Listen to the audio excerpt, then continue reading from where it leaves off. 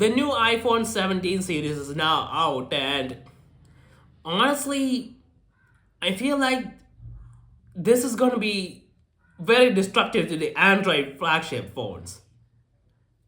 Just because of the what's going on with the base iPhone 17.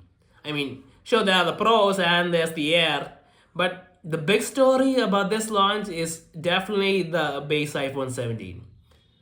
Now, just for the fact of what it's getting. I mean, before that, let's talk about what everyone's complaining is about the base iPhones every year. The 120 hertz display is one thing. Honestly, that's the main thing. Everything else people are okay with. And that's changed now. Apparently, it's got a 120 hertz display, which we kind of already knew about.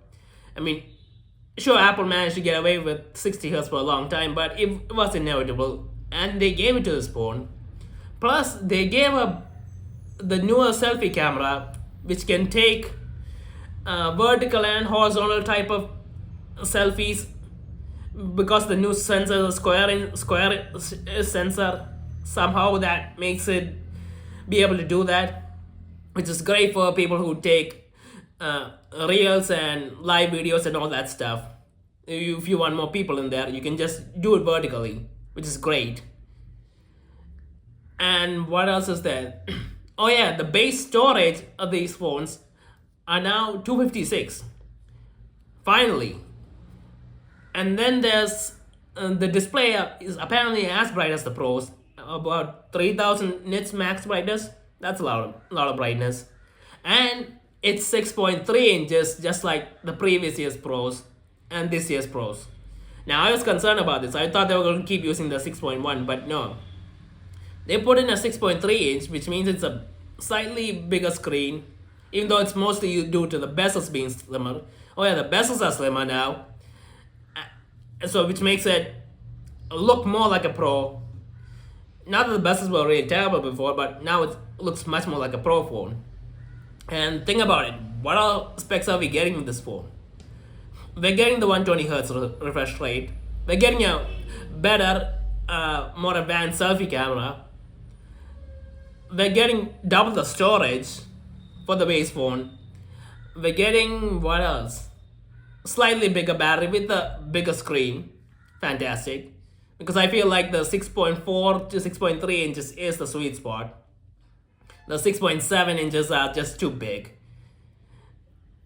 And all of this we're getting for the same price as before. Well, depending on the country. I mean, apparently, I think in the US it's the same price. It's $800. And in India, the price has only bumped up to by 3,000 more. And that's concerning you get 256 for the base. Now, before, in the US, you had to pay $100 more, I think, for the 256. So you don't have to pay the extra money anymore. And in India, you had to pay 10,000 rupees more. And you don't have to pay that much. You only have to pay 3,000, which is reasonable. And this looks like a really good deal. Honestly, especially compared to the iPhone 16. I mean, anyone who bought the iPhone 16 last year at full price, well, I don't really know what to say to them. They're probably feeling the same way that the people who bought the iPhone 14, the regular 14, felt. And it was a huge mistake to buy it at full price. But anyway, back to the phone. Now, why is this such a big deal? Because, well, what do the Android flagships have over Apple now? I mean, the main thing they had over them was the flagship thing, with the 120 Hz refresh rate, the flagship cameras. Oh yeah, the secondary camera for the regular 17s now also a 48 megapixel camera. So technically, the only thing that's missing is a big telephoto lens. So, and that's not something that most people really focus on when they're buying the phone. They focus on the main sensor mostly, so that's not a big deal. And because of this, what's Samsung and Google and OnePlus are all gonna do? Because the iPhone now feels like a Pro iPhone that actually can go toe to toe with the regular flagship models from Samsung, Google, the S25, the Pixel 10 Pro, the OnePlus, the current flagship, and Apple has the brand advantage too with the ecosystem and the brand value and all that. And because of that, people don't really have anything um, to say when picking this phone. I mean, say against anyone picking this phone because it has all the stuff that we want. It has all the good stuff. And Samsung and the rest of them are in big trouble because of this. And this iPhone, the regular iPhone 17, could be a huge hit. Honestly, I think it's already a huge hit. Considering the price and everything you get with it, this thing is gonna sell like hotcakes. No doubt about it. I can imagine this thing breaking all sorts of iPhone records. Who knows? This might actually be more popular than the Pros this year, because it's so close to the Pros. I mean, the only thing that the Pros have as an advantage is the more advanced camera system. But still, this is a pretty good camera system too. So yeah, this thing gonna be huge. And I kind of get why Apple did it, because they needed something big to get the attention of people. Because I mean, the phones, let's face it, there's not enough improvements year to year to make people excited about it. And the big thing that other manufacturers were focusing on is the AI stuff, and Apple's not really there yet. So I guess they decided to just throw all the specs in this phone and make it a spec monster. Well, not a monster, but still a really good value phone to get people's attention. And considering this is Apple, they managed to do it. And I feel like the 17 lineup is saved. Now, what about the iPhone 17 Air and the 17 Pros? Well, the Air, yeah, I didn't have much hope for it before, and after seeing the launch, still don't have much hope for it. Just because the price tag and the smaller battery and the bigger screen and the one camera. I mean, honestly, it seems like the regular 17 is a better phone than the 17 Air. So it's not gonna be the most popular phone, but it does look aesthetically pleasing. And considering this is Apple, there are gonna be a lot of Apple fans that want that phone just for the aesthetics. So I guess they'll probably be able to have good sales numbers for this phone. But yeah, I don't see him being the biggest hit. The biggest hit is definitely the 70. Now, when it comes to the Pros, well, the Pros, the back design has now changed, and I don't know what to feel about it.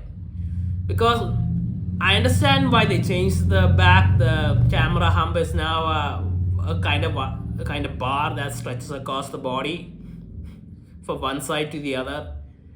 But the way they designed the phone, with the hump and the fact that this is a completely aluminum body, oh yeah, they got rid of the titanium that they bragged about for so long and went back to aluminum for obvious reasons like thermals and all that stuff. And the body is mostly aluminum now. Instead of a full glass back, there's just a small glass rectangle at the back for MagSafe and charging and all that stuff. Well, now I don't know if it's for MagSafe, but it's probably for the wireless charging. And this is a more metal body phone than a glass phone, which is probably a good thing for durability. I mean, I'm guessing that it'll probably be able to sustain impacts more, since the back glass is much smaller now, and it's more inside, covered by the aluminum. And this thing has, but visually, this phone doesn't really look like a Pro. I mean, this doesn't really feel like a high quality flagship, just from the way that it looks. Feels somewhat cheaper. Now it has all the great specs and all, but visually, it's not really there. But it does have some good colors. Finally, some good colors for the iPhones. But still, even with those really bright colors, looks aren't really great. And I'm guessing that as soon as they can, they'll probably find a way to get rid of the bar and go back to a more traditional square or something at the corner. I don't think this lasting. I'm sure they're just waiting for the technology to get more advanced, or for them to create more technologies to do this.